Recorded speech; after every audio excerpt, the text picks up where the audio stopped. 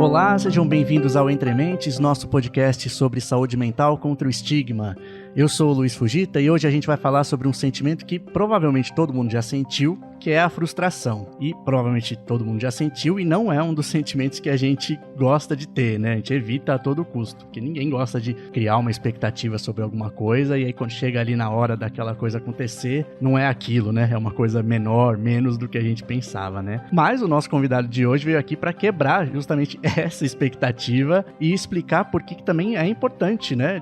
Refletir sobre a frustração, e ela não é talvez uma coisa que seja bom a gente não ter nunca na vida. Enfim, eu também não sei muito bem por que é bom se frustrar, também vou aprender aqui com ele hoje. A gente vai falar com o psicólogo e psicanalista Ronaldo Coelho, que tem o canal Conversa Psi no YouTube, e lá ele já fala bastante, numa linguagem bastante fácil, né, sobre saúde mental, que é justamente o que a gente quer aqui, ainda mais para um tema que me parece difícil como esse, que é falar, não, é bom também se frustrar. Obrigado pela presença, Ronaldo. Muito obrigado, Luiz. Para mim é um prazer, uma satisfação estar podendo falar sobre uma coisa tão importante, né, que parece ser boba à primeira vista, mas que vai trazer aqui muita coisa para a gente pensar, né? Não necessariamente que a frustração é bom, mas que faz bem, né? Tá, vamos desenrolar. Vamos lá. Primeiro, Ronaldo, pra gente ficar na mesma página, apesar de eu acho que todo mundo, né, sabe o que é o frustração, existe assim alguma definição ou alguma coisa que você possa dar pra gente saber do que a gente tá falando exatamente, né? Que sentimento é esse? Sim, a frustração é no que a gente conhece do senso comum mesmo, né? Você criou expectativas, você espera algo de uma pessoa, de uma situação e não acontece. Isso deixa a gente bastante triste muitas vezes, né? Como eu estava dizendo, não é que é bom, é ruim, né? É um sentimento, sobretudo ruim. Eu costumo dizer que é um sentimento que vem como um peso que cai sobre a gente, que nos arrebata e que a gente precisa de musculatura para tirar de cima da gente, porque senão a gente não consegue sair, né? A gente se machuca de fato, a gente fica de uma forma que aquilo atrapalha realmente a nossa vida. Então, quando a gente fala desde uma criação de pais com filhos, né, é importante que os pais possam pensar na frustração como um exercício que os filhos precisam fazer, do ponto de vista psíquico, né? Então, pais que nunca frustram os seus filhos, eles começam a deixar esse filho como se ele fosse atrofiado, né? Essa musculatura psíquica, ela vai ficando atrofiada, né? E a gente sabe que a vida frustra. A gente não vai ter sempre o que a gente quer, a gente não vai conseguir sempre o que a gente gostaria, né? Então a gente precisa ter essa musculatura fortalecida para não ser arrebatado vida dentro. Então, os pais podendo cuidar, né, de trazer um ambiente, né, que seja aproximado do que seria a vida lá fora, né, e podendo ajudar os seus filhos a cada vez ganhar mais musculatura, né, assim como num ambiente de academia mesmo, né, sem lesões, né, você vai aumentando a carga a cada tempo, né, isso vai ajudar muito essas crianças no futuro, quando elas tiverem que lidar sozinhas com a frustração delas. Eu acho que essa analogia da musculatura psíquica é muito boa, né? Eu já vi em alguns lugares e acho que ela já dá, só ela já dá um entendimento bom, assim, né? De como a gente deve lidar com a saúde mental, né? Porque acho que ela faz um paralelo que a gente não tem muito com a saúde física, né? A saúde física é mais palpável, essa questão da musculatura, né, psíquica dá um pouco, assim, aproxima um pouco do que a gente precisa fazer, né?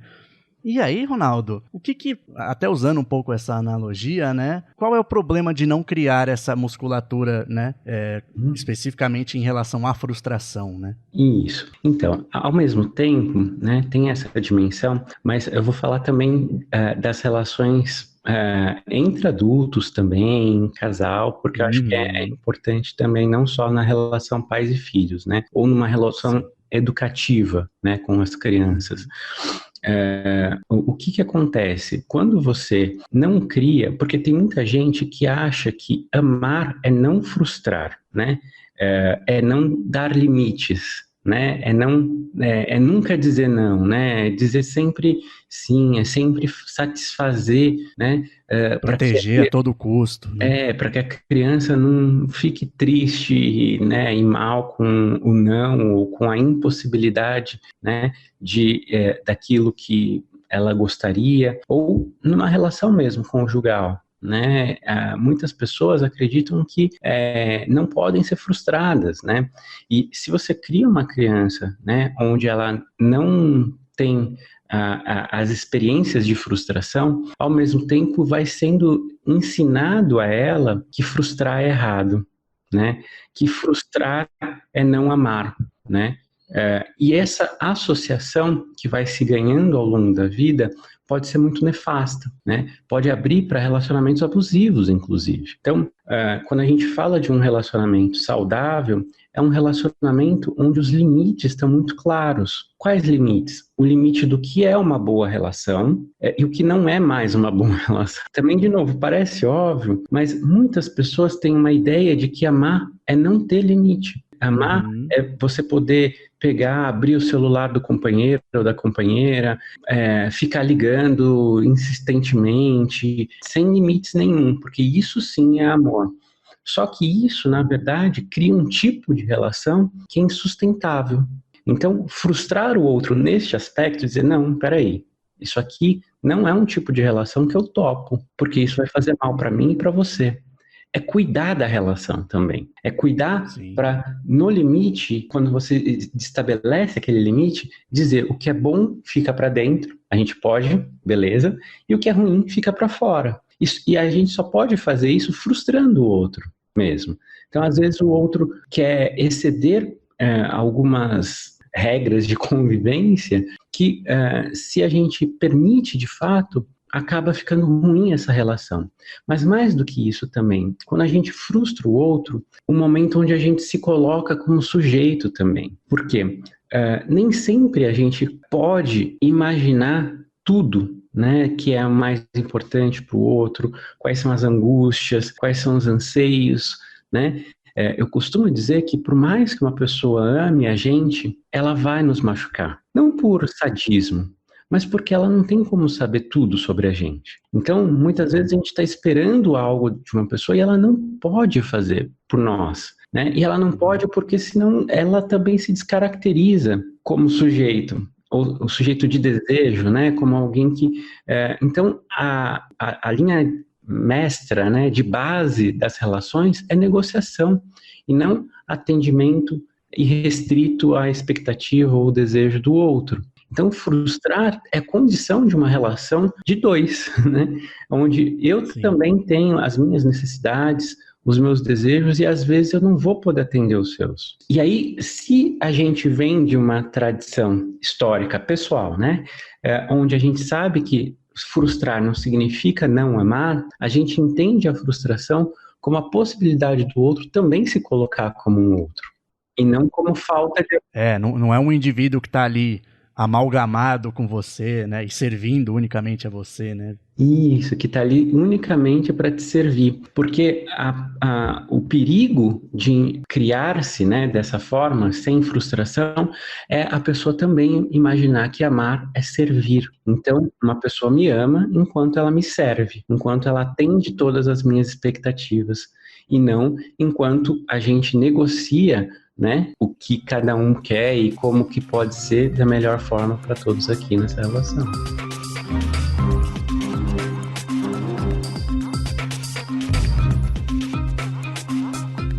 Ronaldo, como você falou no começo, né, não é que frustração é bom, né? De qualquer forma, ele é um sentimento ruim. Sendo assim, como é que a gente lida com ele? É uma pergunta muito genérica e difícil, né? E não espero que você dê um manual, um guia, nada assim. Mas, assim, o que é esperado, assim, que pode se considerar uma forma saudável de se lidar com a frustração? Eu sempre falo do não, né? Desde aí voltando, né, a relação com as crianças, né? O não, ele é importantíssimo quando a gente pega desde uma criança pequena, mas isso vida dentro, tá? O não é importantíssimo, mas é importante também dar outras possibilidades. Então, por exemplo, quando uma criança pequena vai mexer em algum lugar que ela não pode, os pais costumam falar, não pode. E às vezes até gritando, ou às vezes de uma forma ríspida, e que assusta. Quando a criança é menor ainda, ela não tem ainda a capacidade de entender o porquê que não pode, o que acontece. Então, ali começa a se criar uma ideia de que o não, ele é desorganizador, né? Eu estou usando a frustração aqui como esse não, tá?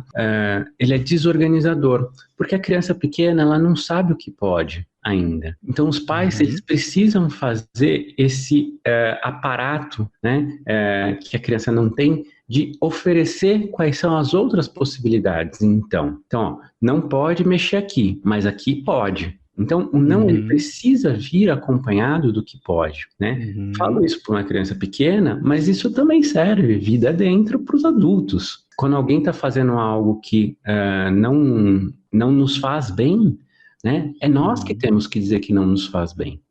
Às vezes a gente fica, não, mas aí a pessoa vai se magoar. Faz parte, né? Sim. Faz parte. E aí a gente vai dizer, olha, eu não gosto que você me trate assim. Mas, se você me tratar dessa outra forma, a gente pode continuar. Sempre dando uma outra possibilidade, porque, desse modo, o limite, né, esse não, essa frustração, não é o fim que desorganiza, né, e desorganiza muito mais as crianças por conta da capacidade de desenvolvimento que elas têm, né, mas também adultos que não tiveram essa musculatura desenvolvida, eles também se desorganizam como crianças. No momento em que você fala, não, mas a gente pode por aqui, o limite, ele se torna a possibilidade de um monte de outras coisas que são boas. Essa era a minha outra pergunta, porque é muito, além de se frustrar ser difícil, né?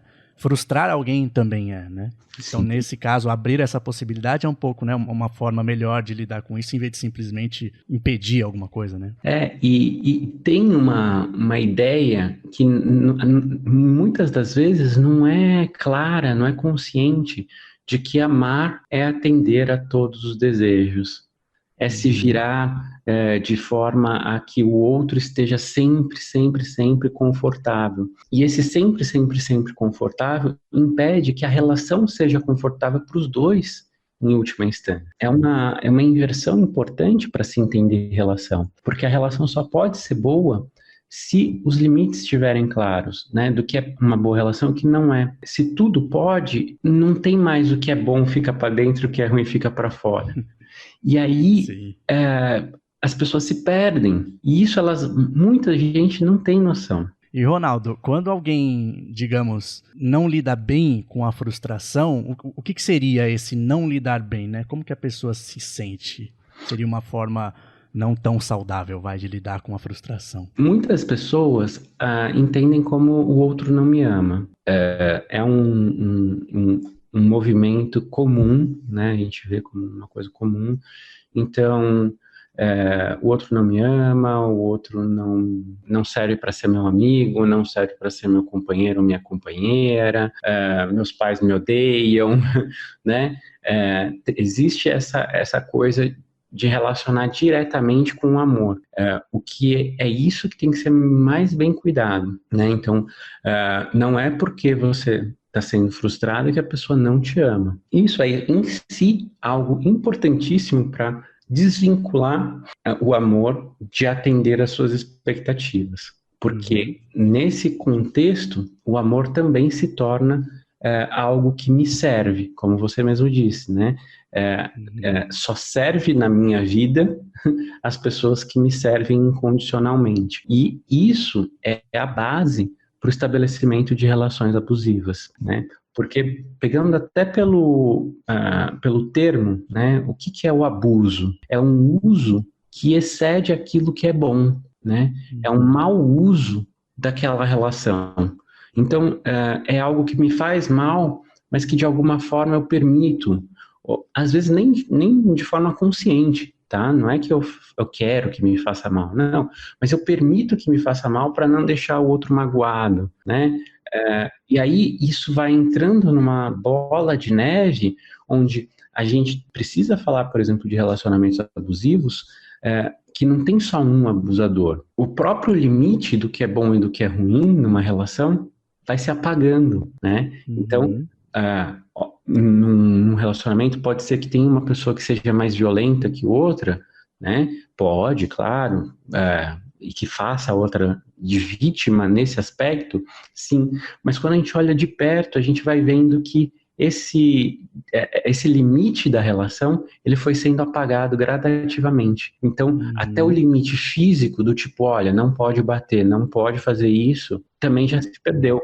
Foi uma construção ao longo de, né, muitas vezes muito tempo, né, com a participação das duas pessoas, né? Sim. E, Ronaldo, agora tentando falar digamos, num contexto em que a frustração aconteça em algum tipo de relação que a pessoa tem menos controle, digamos, né? Nessa relação, nesse exemplo que você deu, a gente imagina que seja possível, haja um diálogo, né? Num relacionamento amoroso, alguma coisa assim. Agora, por exemplo, frustrações da vida que acontecem muito assim, alguma coisa profissional, por exemplo, né? Que aí acho que a pessoa tem menos acesso a conversar, qualquer coisa assim. Ela esperava alguma coisa, tipo uma promoção, alguma coisa assim, um aumento de salário, não veio. Foi frustrante. E aí ela não tem muito assim, né? Essa relação, muitas vezes, na maioria das vezes não tem, né? Como conversar. Aí é uma coisa que ela vai lidar consigo mesma, né? O que você pode dizer num caso mais assim, mais neutro, digamos? Pois é justamente para essas frustrações que a gente tem que preparar as pessoas que a gente ama, porque o mundo, ele é cruel. Então, quando a gente frustra com amor, a gente pode justamente ter esse acolhimento e dizer, não se trata de que eu não gosto de você. Ao passo que na vida a pessoa pode ser demitida do emprego numa relação que não é de amor. Não é porque a outra pessoa gosta e ela quer que a relação... Não, mas porque ela não quer mais a outra mesmo lá. E aí entra a parte da musculatura, né, que eu estava dizendo. Uma pessoa que tem musculatura desenvolvida, psíquica, né, ela vai olhar para aquilo e falar, bom, eu não tenho esse emprego, mas quais são os meus recursos, quais são as outras possibilidades, sem precisar nem destruir o outro, né, e sem precisar destruir a si mesmo, ou sentir-se completamente destruída, né. Então, quais são as outras possibilidades? Para onde eu vou, né? É o que as pessoas em algum momento chamam de resiliência, né? E resiliência é um termo que vem da física, assim como o estresse, né? A gente migrou para a psicologia esses dois termos, e os dois termos diz da capacidade do material, de deformação de um material. Então vamos pensar uma mola.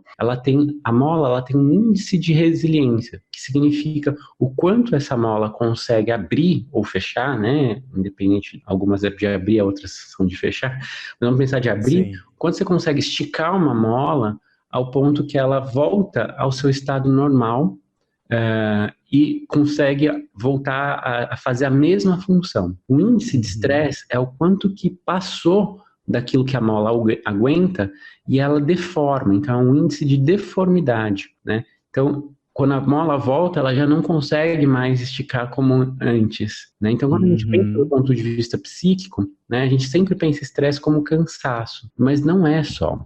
O estresse ele tem a ver também com essa incapacidade de lidar com situações que são muito estressoras, nesse sentido do estressor. Então, é algo que eu não aguento a porrada, né? Chegou de uma forma que me arrebata, né? E é isso tudo que a gente está falando aqui desde lá do começo, né? Então, eu sou demitido de um emprego e aí acabou. Eu não consigo mais ver outras possibilidades, eu não consigo me reinventar, eu fico completamente perdido, eu fico achando que eu sou uma porcaria porque ninguém gosta de mim, não dá para confiar nos outros. Isso também é uma coisa, né? Que Sim. Pode acontecer. As pessoas... seria mais ou menos a mola que não voltou mais ao seu estado normal, né? Ela passa a ter sentimentos que antes ela talvez pudesse não ter, né? Perdeu a confiança, esse tipo de coisa, né? Isso, né? De que não dá para confiar nas pessoas. Isso é um efeito nefasto, muito ruim, porque quando eu perco a capacidade de confiar no outro, eu perco a possibilidade de construir conexões intensas com o outro. Eu me fecho, É aquela coisa do, é possível se blindar? Sim, é possível se blindar. Mas quando você se blinda, não é só as coisas ruins que você impede de chegar até você. As boas Sim. também. Você começa a se isolar do mundo. E aí, o que faz sentido para a nossa vida são as conexões intensas, as boas conexões que a gente tem. Quando a gente se isola disso, quando a gente se blinda disso, a nossa vida começa a ficar vazia. E quando a nossa vida começa a ficar vazia, ela começa a perder o sentido.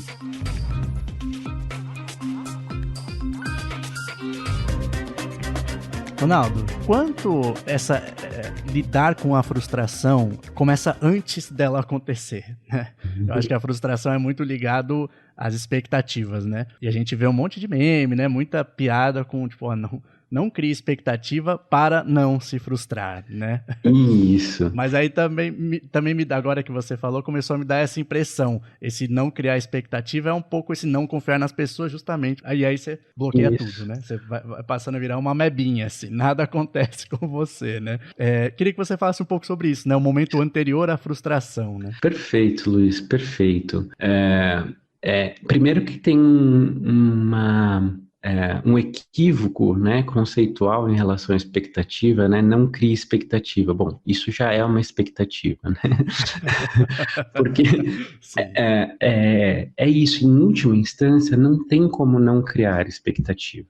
Porque expectativa é o que você espera. Se você não espera nada, isso é o que você espera. Sim, Né? sim. Então, como eu estava dizendo, se você não espera nada nunca de ninguém, você começa a construir uma vida extremamente solitária, né? É uma vida Vazia, né? vazia, áspera, árida. Existem pessoas assim, inclusive, né? Que não estabelecem laços de amizade. Então, essa pessoa, ela é sozinha no mundo, e ser sozinho no mundo é muito cruel com a gente mesmo, né?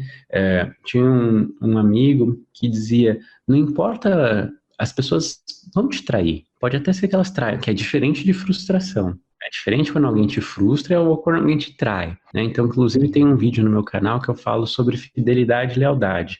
A gente usa a traição tanto para infidelidade quanto para deslealdade, que são coisas distintas também. Porque a infidelidade tem a ver com um contrato de exclusividade que foi quebrado. E a deslealdade tem a ver com aquela outra traição que é de uma amizade, que é do puxar o tapete, que é o de destruir você por um outro caminho, né? Então e aí as coisas se confundem, né? Então a pessoa foi infiel, mas ela não foi desleal, né? Pode acontecer, né? Ou ela foi desleal, não é que ela foi infiel, né? Mas mesmo nesses casos, a gente achar que todas as pessoas do mundo vão nos trair, né? É um equívoco também, que tem a fazer muito mais mal para a gente do que para outra pessoa, né? Quando você tenta se proteger desse modo, o que acontece é que você não se abre para a possibilidade de viver coisas que são importantíssimas de se viver na vida, como, por exemplo, de se surpreender com o fato de estar numa relação onde alguém que você ama faz algo que te faz muito bem, que não estava no script, mas que você se abriu para aquilo, né? É o caso, por exemplo, de pessoas que você não consegue fazer uma surpresa para ela, né? Ela quer ter o controle de tudo, né? Você vai fazer uma surpresa, a surpresa sai até, né, de uma forma como você planejou, mas a pessoa não consegue nem se alegrar com a surpresa, né? Então, ela Sim. perde, não é só a parte ruim, né, que é o objetivo inicial, mas ela perde também toda a parte boa. Então, nesse aspecto, é parecido com o sofrimento. O sofrimento é a dor psíquica. Assim como a dor física, o sofrimento ele tem uma importância na nossa vida. De novo, não é que ele é bom porque é gostoso. Assim como a dor física também não é gostosa, mas é muito importante. Qual é a importância da dor física, Luiz? Para que serve? Eu sei que acho que para você saber que o seu corpo está sofrendo uma agressão, né? Eu sei que aquelas pessoas que têm aquela condição que não sente dor, costumam nem viver muito, né? Isso, é isso, é isso. Então, o que que acontece? É a mesma coisa com o sofrimento, né? A dor física, ela serve porque se você não sente dor, você não ia cuidar direito dos seus dedos, por exemplo, da sua mão. Sim. Você ia perdendo pelo caminho coisas importantes para você, para o seu corpo. Em última instância, você ia perder a própria vida, porque você não ia sentir dor até nos órgãos, ou ia sangrar de um jeito que ia, né, acabar o sangue e você ia morrer, né? Sim. Então, a dor, ela serve para nos mostrar o que é importante da gente cuidar, para a gente não perder. Da mesma forma, o sofrimento. Então, muitas pessoas têm essa ideia de que não sofrer é a melhor coisa que a gente pode ter na vida. Mas não é verdade, porque o sofrimento é aquilo que mostra para a gente o que é importante a gente cuidar para não perder.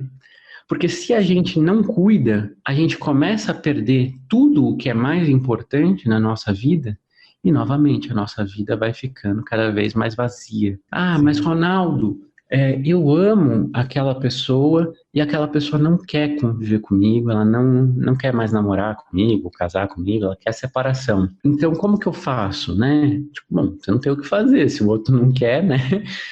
Mas o que acontece ali? Você vai sofrer intensamente e esse sofrimento vai te mostrar do que é importante para você na vida, que não tem a ver necessariamente com aquela pessoa, mas tem a ver com aquela relação, tem a ver com o que você esperava da vida ou conseguia viver da vida com aquela pessoa e o quanto que você pode construir isso com outra. Ah, não, mas eu não vou amar mais ninguém na vida.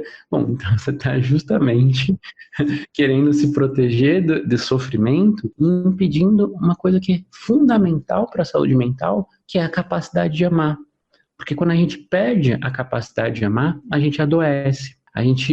O Freud diz, né, em linhas gerais, né, parafraseando, não é exatamente assim, em linhas gerais, nós adoecemos por amor. Mas também é verdade que, em última instância, é necessário amar para não adoecer. Porque quem não ama, a vida se torna tão vazia, ela deprime, não faz mais sentido. Não faz sentido. Como abrir mão de todas as coisas ruins, em última instância acaba sendo abrir mão da própria vida, né? Sim. Então, o sofrimento, assim como no sofrimento, o que a gente tem que aprender a fazer é cuidar do sofrimento, porque o sofrimento está ali para ser cuidado. Então, a nossa dor, ela não está ali para ser anestesiada simplesmente. Tudo bem, às vezes a gente precisa de anestesia para aguentar, porque senão a gente também morre, né, de dor. Assim como o sofrimento, às vezes a gente precisa de anestesia, né? Mas ele está ali não para ser anestesiado ou negligenciado, ele está ali para ser cuidado, para a gente entender por que nos doeu tanto, o que ali é importante de ser cuidado. E só assim a gente pode construir uma vida feliz.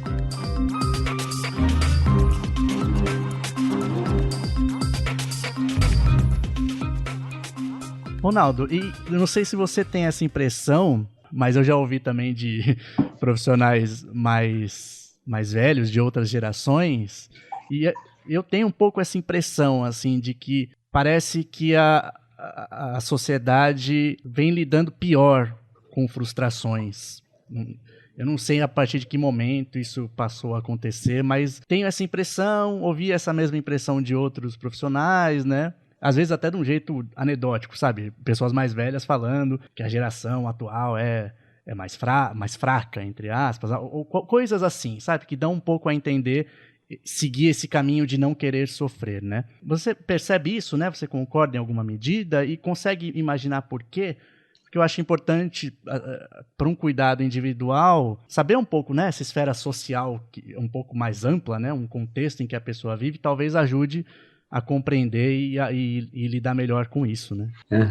Ó, trazendo para algumas situações, eu concordo, eu acho que isso tem acontecido, tá?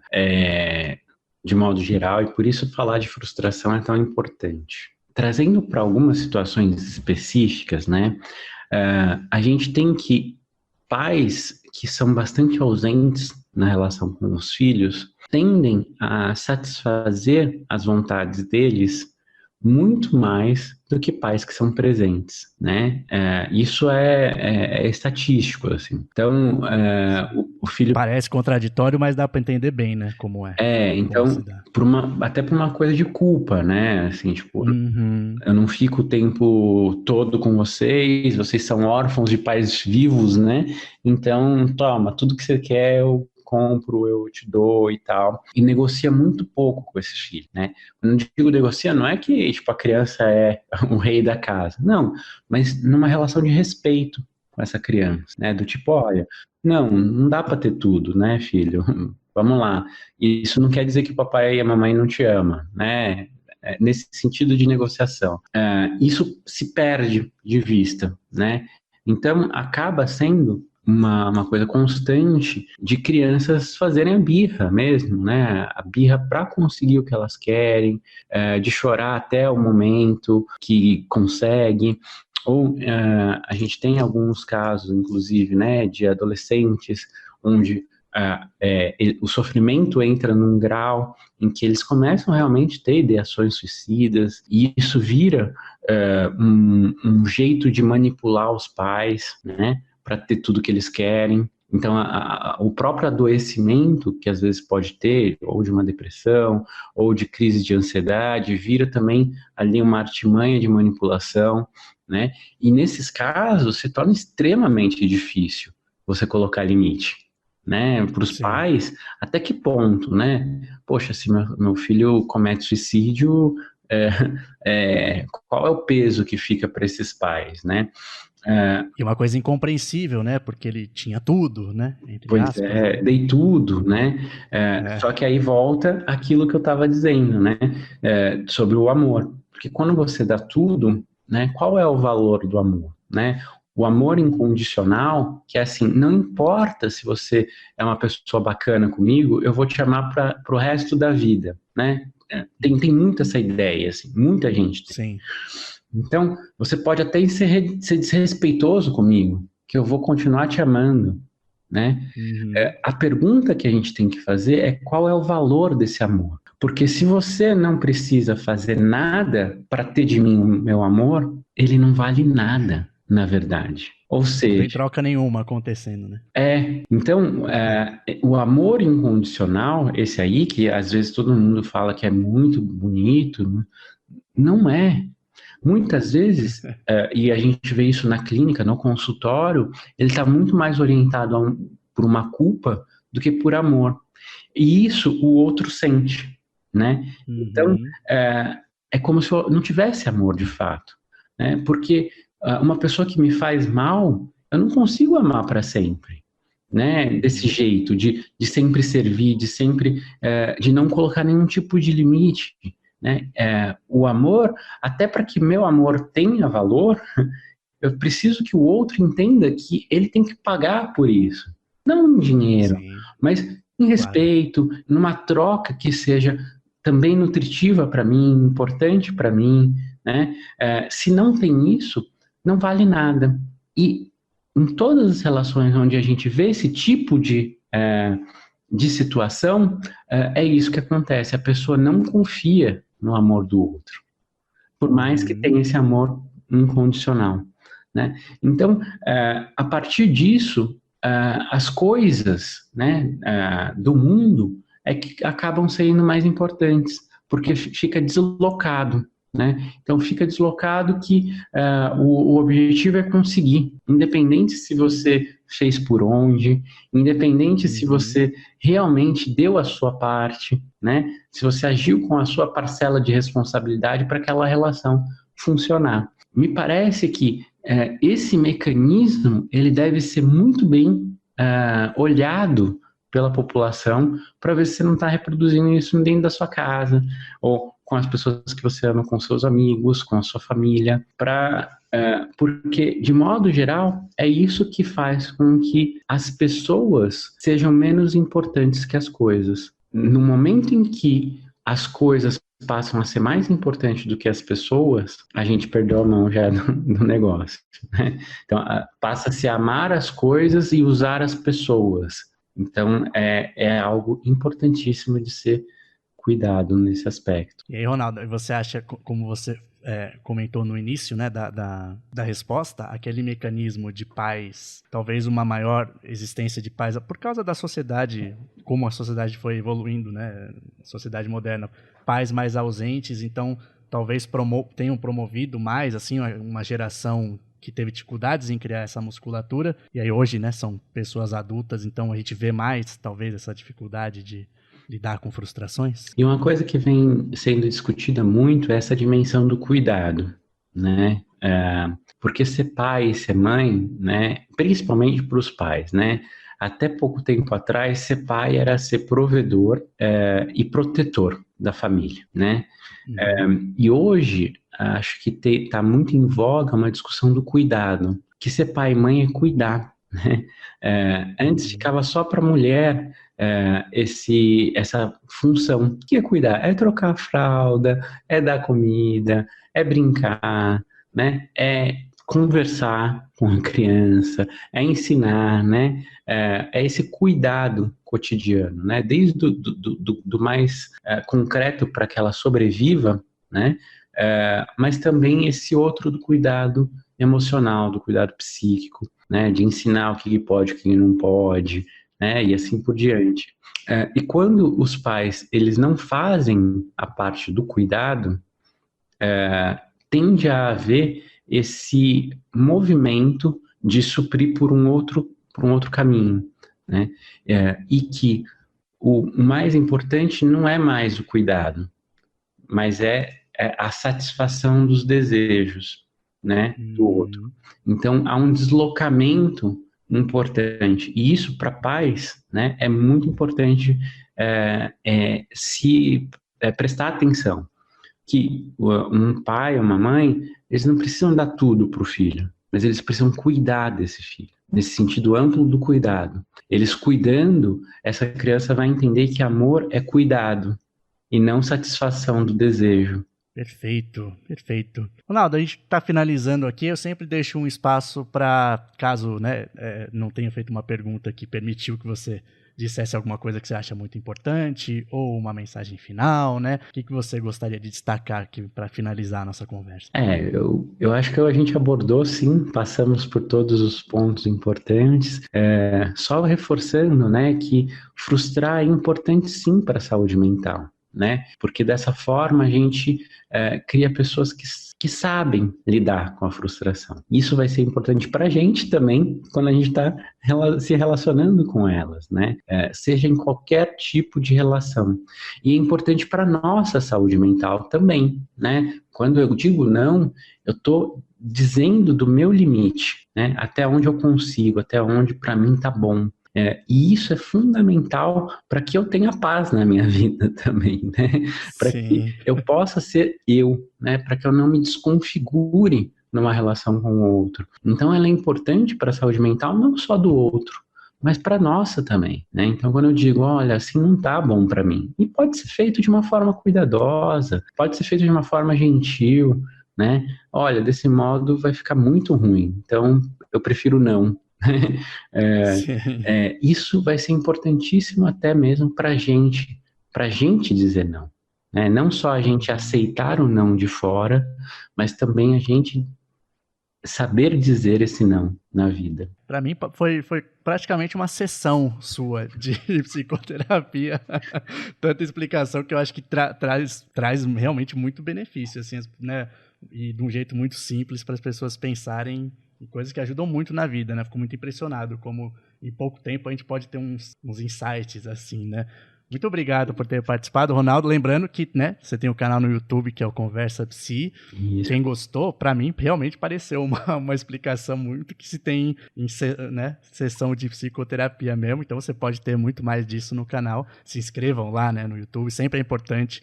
Eu reforço bastante todo mundo que fala a sério sobre saúde mental, eu quero que cresça, né, pra gente conseguir tornar esse tema aí mais importante. Obrigadão, viu, Ronaldo? Que bacana, Luiz. Eu que agradeço, foi um prazer mesmo.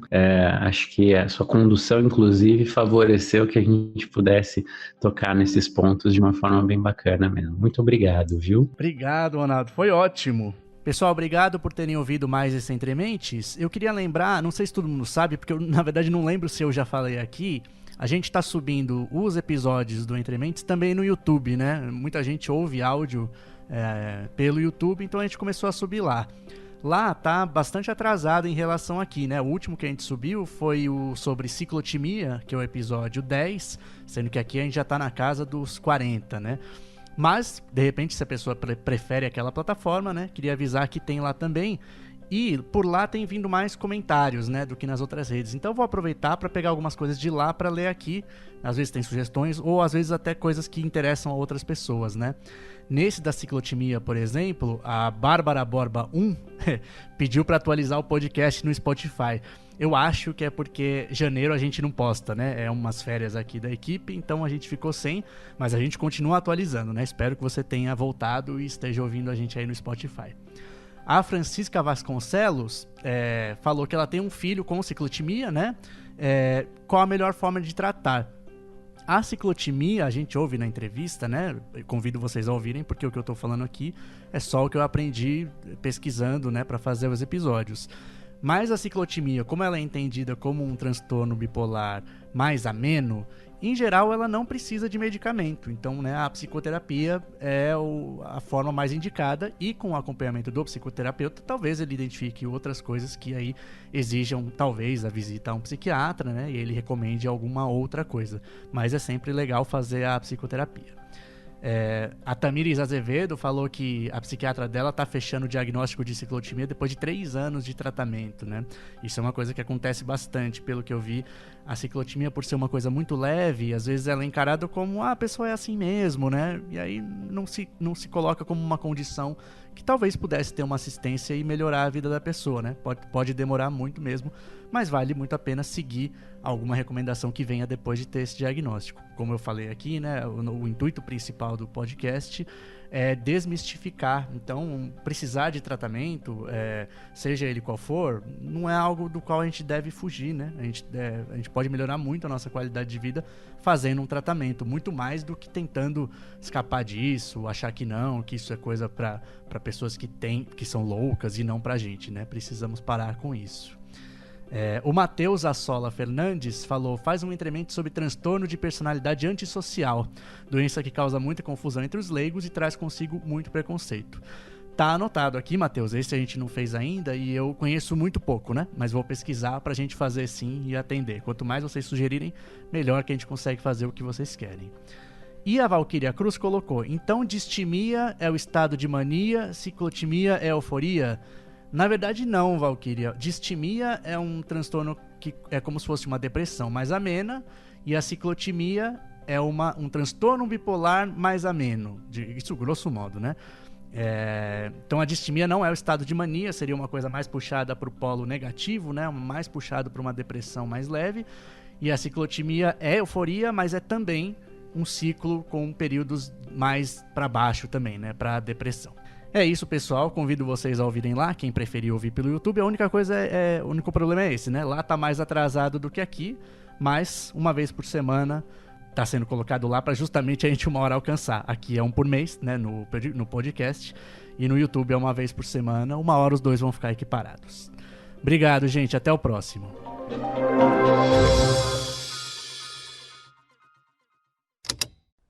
Esse programa foi editado pela Estalo Podcasts.